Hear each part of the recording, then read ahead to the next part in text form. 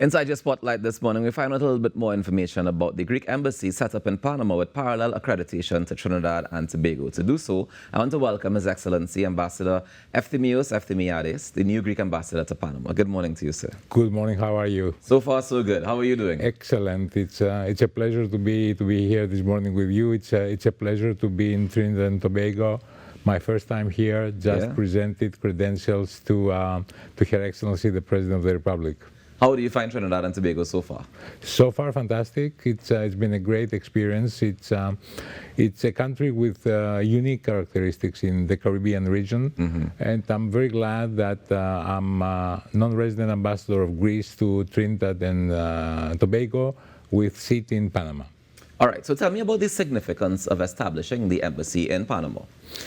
It's a new embassy. I opened the embassy last December, and very fast we managed to get it operational. The idea behind it is that Panama being a hub, we wanted to establish an embassy there with a focus on practical issues of cooperation, mainly connectivity, maritime transport. Of course, it's the importance of the Panama Canal and the Greek ships going through the Panama Canal.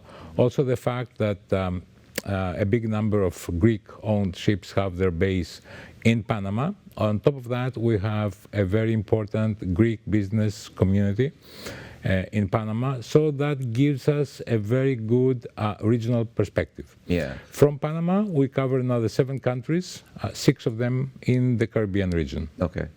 And how does the plan and how does the Panama relationship tie into the broader expectation of efforts to strengthen ties with Trinidad and Tobago? Well, Panama is a hub. Panama is a hub, and there we have a very important number of Greek-owned businesses. Yeah. We have a very important number of Greek ship agents, and our focus in the region is, first of all, maritime transport, second, maritime connectivity. As you know, Greece is also part of the EU. The EU has the Global Gateway project that fits very nicely with this mission. So Greece has a fantastic know-how, a fantastic expertise behind maritime connectivity and maritime transport. So here we are, and we will be very happy to explore possibilities in the region. Above and on top of that, of course, Greece has a very good, very well-known know-how in the tourism sector. Yeah. And the fact is that our tourist products, Greece tourist product and the Caribbean nations tourist products are not competitive. So there you are. We can exchange know-how. We can offer added value as well. But first, I would like to say that we focus on practical cooperation on maritime connectivity. This is very important, both for the transport of people and transport of cargoes in the Caribbean region. We are all aware of its significance. And secondly, of course, both in the sector of services, tourism. All right. And tell me about Caribbean citizens getting to Greece. Do we need visas? What's the process like? No visa is needed. Again, it's the main importance is to have very good air connection with Europe, and I think we can work on that as well. This is something, of course, that goes beyond the competencies of the governments. Right. But no, there's no prerequisite for visa, and we are very happy that visas have been waived long time ago here for in the all region. Caribbean islands. Or most? Most of the Caribbean But islands. Trinidad and Tobago definitely we don't. Does not need a visa, no. All right, fantastic. Now you mentioned strengthening the ties and using the information, the maritime information, the maritime connectivity and the tourism service industry ties. Are those plans meant to be Trinidad and Tobago incorporated into those plans as well, in terms of strengthening the maritime as well? Absolutely. First of all, these plans have a regional perspective. Right. And I think that makes them more productive with a regional perspective. Trinidad and Tobago is one very important, let's say, piece in these projects, not only because Trinidad and Tobago is one of the most populous countries in the region, it has a very, very important strategic position in the region. And when we're talking about these plans, we're talking also about the flow of trade in the region that underpins these plans. We're talking also about potential hubs in the region that can serve these plans. Okay. And I think Trinidad and Tobago obviously has a very important role in all these plans. And so the plan, so I'm hearing here that you're saying that one day we hope to develop a hub, a maritime hub here for the Greek businesses and the Greek ships as well. I'm saying that Trinidad and Tobago has this potential. I'm saying that Trinidad and Tobago obviously may have the ambition to do that. Yeah. What we are doing right now, we are exploring the ground, and I know that there are also other, let's say, actors that are interested in that. Mm-hmm. I'm saying that we are exploring the ground, we are exploring the possibilities, and hopefully very soon we can have the first results on these projects. But definitely that's one of our first, let's say, priorities in the region. And how has the response been so far from the conversations you've been having? All over the region, Trinidad and Tobago as well, the response has been very good.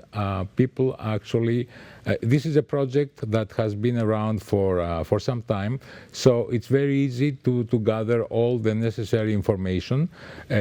The key factors for the continuation of the project is to have a clear understanding what kind of trade flows and a movement of people this is going to serve, number one, and number two, how the different actors, different countries are going to connect and cooperate on this project. All right, fantastic. Now, Greece has recently secured a non-permanent seat on the UN Security Council for term 2024 to 2025. Tell me about the main objectives of the country and how does it plan to contribute to global issues during this period on the UN Security Council? Well, you know that unfortunately the international environment lately has been rather turbulent. 2025, 2026, we are going to be non-permanent members of the Security Council. Greece brings an experience from its region, a rather volatile region. Mind you that we sit in the crossroads of Europe, Africa, Middle East. And for the longest time, we've tried to be a pillar of stability in the region. We are a democracy. We're a stable economy. We've managed to go through a decade of economic turbulence as well.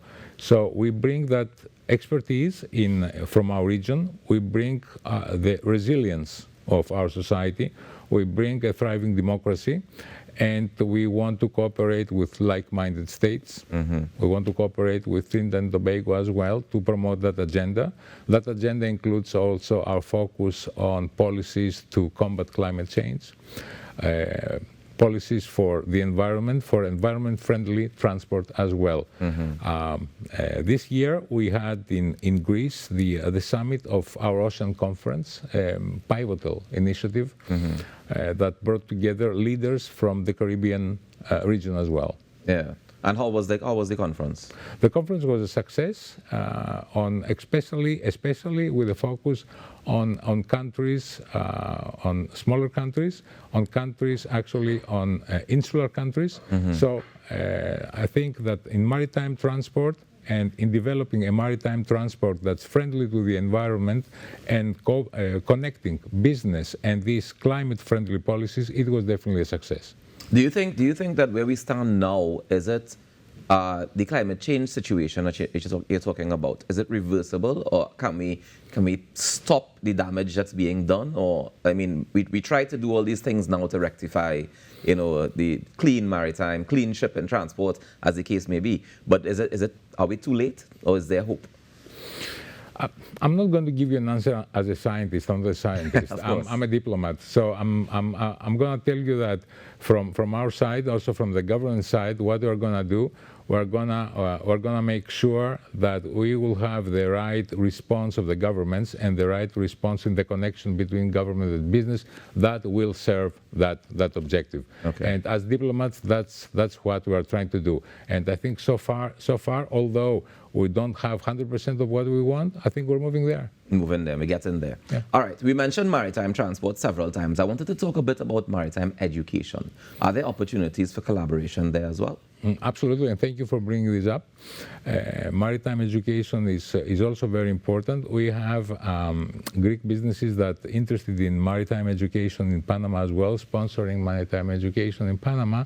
And also one of the points of my interest throughout the Caribbean, where I'm ambassador, I brought this issue up. And I'm glad that here in Trinidad and Tobago, the issue of maritime education is a little bit more advanced. Yeah. So yes, definitely. So we've seen positive reactions to it so far. Absolutely, absolutely. We're hoping to have more collaboration coming forward in the future. And also connection with educational institutions. Right. I would also like to mention a connection with people-to-people civil societies, culture. It's very important, actually connects people, let's say, very nicely. Last night we were very happy to host at the Academy of the Performing Arts and a Greek movie screening. Part of, let's say, a first cultural event that we ever hosted here in Trinidad and Tobago, and hopefully we are scheduling many more. Yeah. In the future. For me, growing up in Trinidad and Tobago, we were always exposed to Greek mythology and stuff like that along the way. So I'm sure it'll be definitely welcomed in terms of the cultural exchange as well. And I want to thank you so much for joining us this morning and for sharing a bit of your purpose for being here. Thank you very much for joining us. My pleasure. Anything you want to leave with the people of Trinidad and Tobago before you go? Well, I would like to say that there's one thing that actually clicks with Greek mythology and may be, let's say, interesting for the future, like Greek cuisine or a Greek restaurant. Yeah. Maybe let's work on that too. Sounds good to me, because today's World Food Day as well. So that sounds absolutely perfect. Thank you, Ambassador, for joining us this morning. Pleasure. Enjoy the rest of your day. Thank you. All right, ladies and gentlemen, that is His Excellency Ambassador Efthymios Efthymiades joining us on set this morning inside your Spotlight on Now. Let's take a quick break and we come back with more in our morning show. Stay tuned.